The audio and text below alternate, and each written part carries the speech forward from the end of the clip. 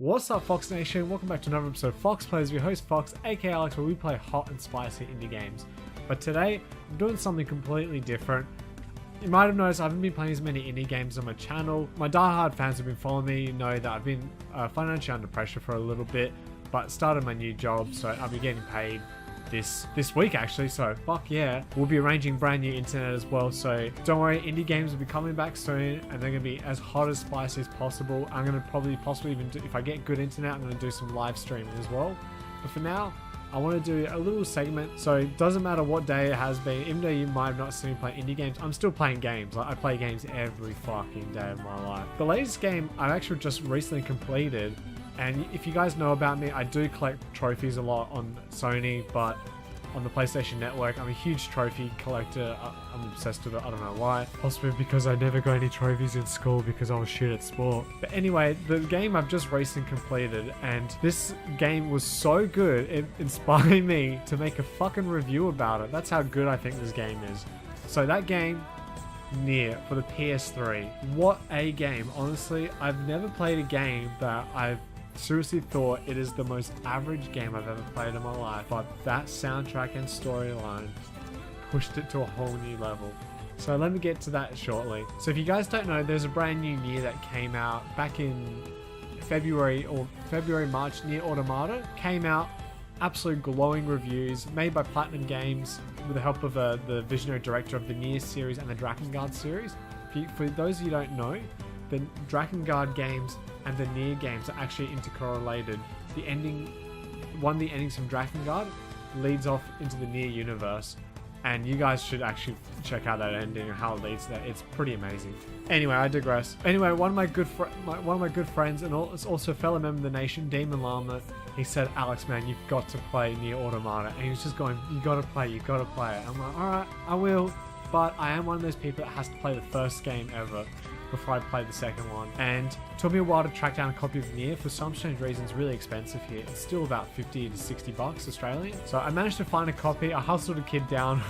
I only paid 10 bucks for it, so I sucked into him. But anyway, so I put this game in. I was like, oh, let's give the first game a try. And I played it, man. And the beginning, wow, what it sold the game to me. And that beginning was so important to the game. All right, so I'll cut to a clip for a moment. Weiss, you dumbass! Start making sense, you rotten book, or you're gonna be sorry. Maybe I'll rip your pages out one by one, or maybe I'll put you in the goddamn furnace! So that intro, so this is what happens when you start the game up. It comes up that title screen, and it comes with a girl screaming at this book named Weiss, saying, you're a dumbass.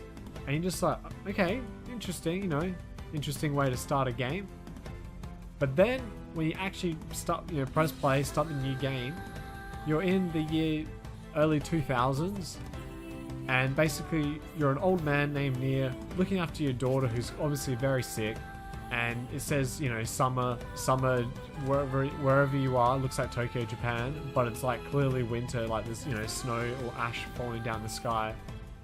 And let's just have a quick look at it, shall we?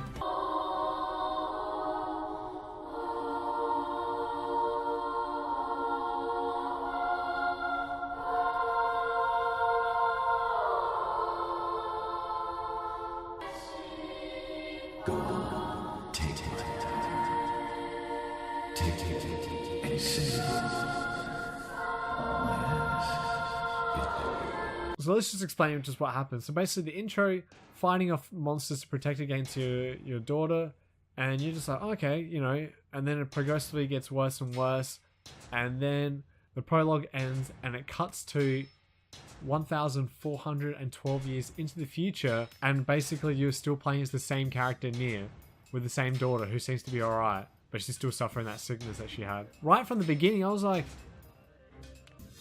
what? How did it go from 2053 to... And I was like, alright, I guess these people don't age, or I don't know, must be some new technology, maybe some sweet skincare, looking after his skin, I don't know what's going on. So you're just like, alright. Anyway, the game starts.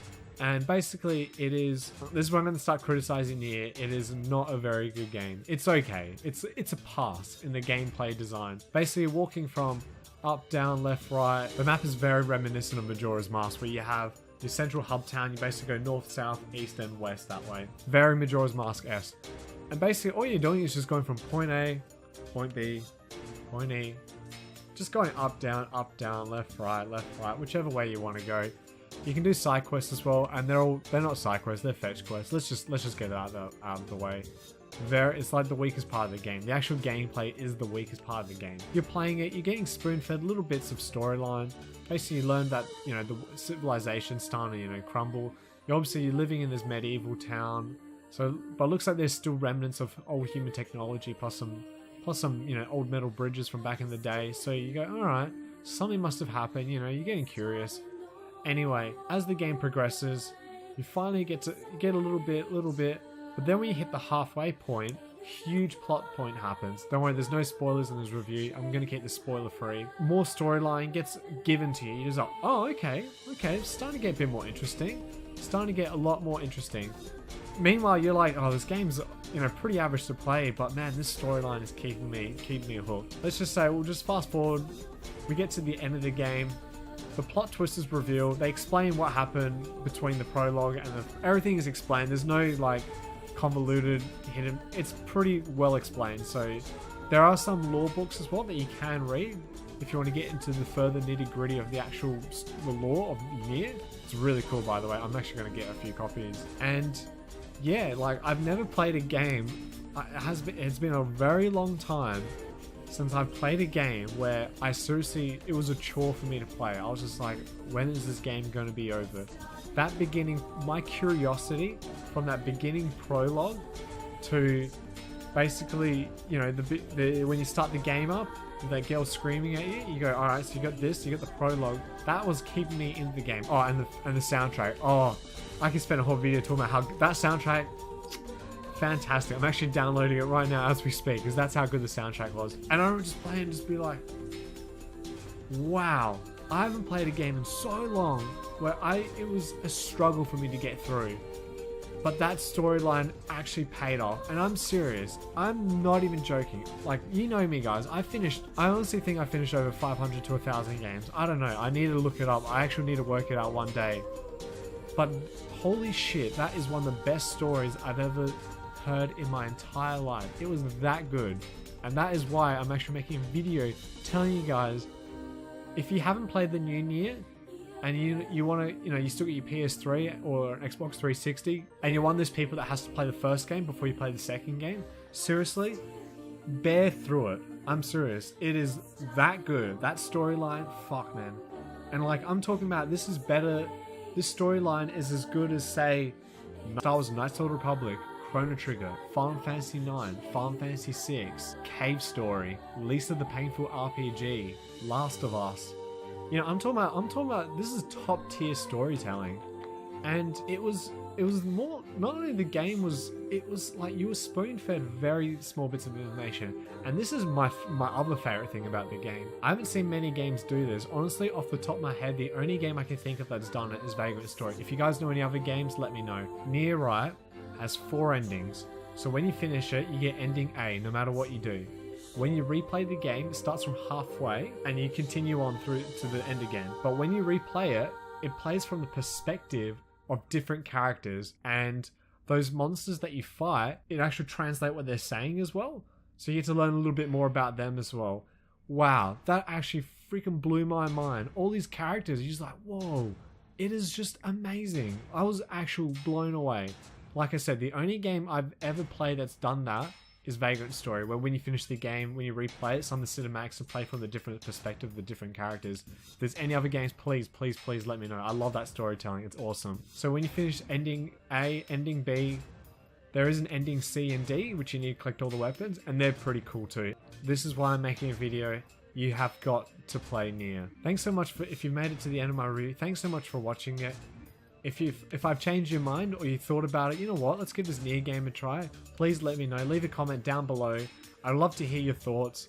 I was actually inspired not only to play Nier by my friend Demon Llama, who said you've got to play it, But also I found another YouTuber by the name of Clemps. I'll give a link down below to his videos. Way more talented YouTuber than me. Basically did a few videos on the Drakengard games and the Nier games as well. And I actually did not even know that Nier and Drakengard coexisted with each other. I actually got a copy of Drakengard for Christmas a long time ago when that game came out. I reckon I was 12 years old. Didn't even know what the fuck the game was. I played it and I was like, this game's pretty cool. Never finished it though because I got stuck. And then I went back and I watched this gentleman's name's Clemps.